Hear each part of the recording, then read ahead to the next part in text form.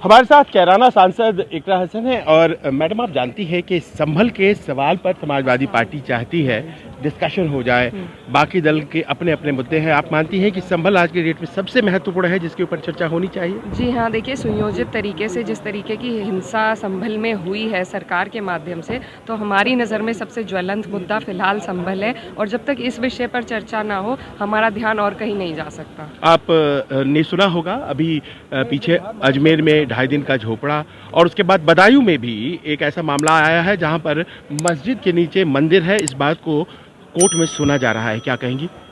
देखिए, जिस तरीके की सरकार केंद्र में है और हमारे राज्य में है और बाकी राज्यों में है, तो वहीं पर इस तरीके के मुद्दों को, क्योंकि हिंदू मुस्लिम करने से ही भाजपा का माहौल बनता है, तो वही ये करने की कोशिश कर रहे हैं। अगर ऐसी बात है तो फिर प्लेसेस ऑफ वर्शिप एक्ट का कोई महत्व नहीं रहता है।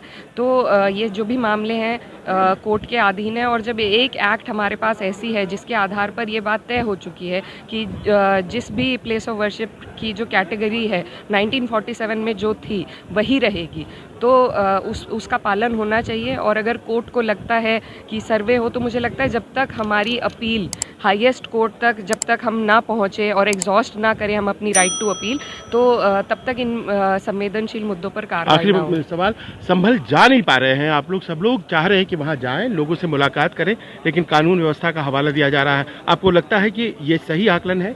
नहीं, देखिए ये लोकतंत्र है, हमें हर जगह जाने का right to freedom of movement का अधिकार है, हर जगह जाने का हमें अधिकार है।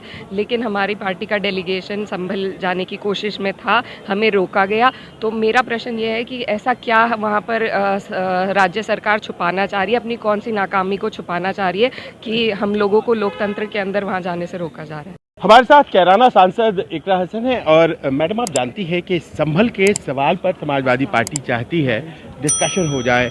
बाकी दल के अपने अपने मुद्दे हैं। आप मानती हैं कि संभल आज के डेट में सबसे महत्वपूर्ण है जिसके ऊपर चर्चा होनी चाहिए? जी हाँ, देखिए सुनियोजित तरीके से जिस तरीके की हिंसा संभल में हुई है सरकार के माध्यम से, तो हमारी नज़र में सबसे ज्वलंत मुद्दा फ़िलहाल संभल है और जब तक इस विषय पर चर्चा ना हो, हमारा ध्यान और कहीं नहीं जा सकता। आप ने सुना होगा अभी पीछे अजमेर में 2.5 दिन का झोपड़ा और उसके बाद बदायूं में भी एक ऐसा मामला आया है जहां पर मस्जिद के नीचे मंदिर है। इस बात को कोर्ट में सुना जा रहा है, क्या कहेंगी?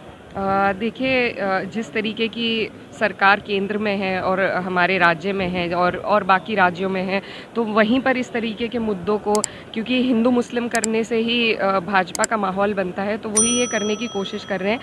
अगर ऐसी बात है तो फिर प्लेसेस ऑफ वर्शिप एक्ट का कोई महत्व नहीं रहता है।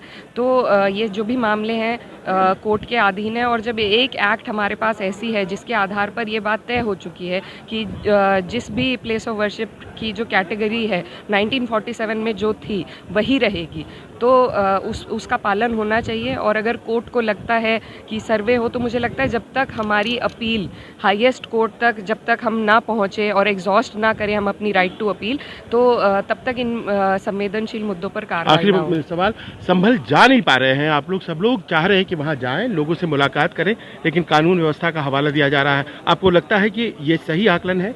नहीं, देखिए ये लोकतंत्र है, हमें हर जगह जाने का right to freedom of movement का अधिकार है, हर जगह जाने का हमें अधिकार है।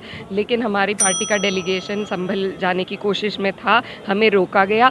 तो मेरा प्रश्न ये है कि ऐसा क्या वहाँ पर राज्य सरकार छुपाना चाह रही है, अपनी कौन सी नाकामी को छुपाना चाह रही है कि हम लोगों को लोकतंत्र के अंदर वहाँ जाने से रोका जा रहा है।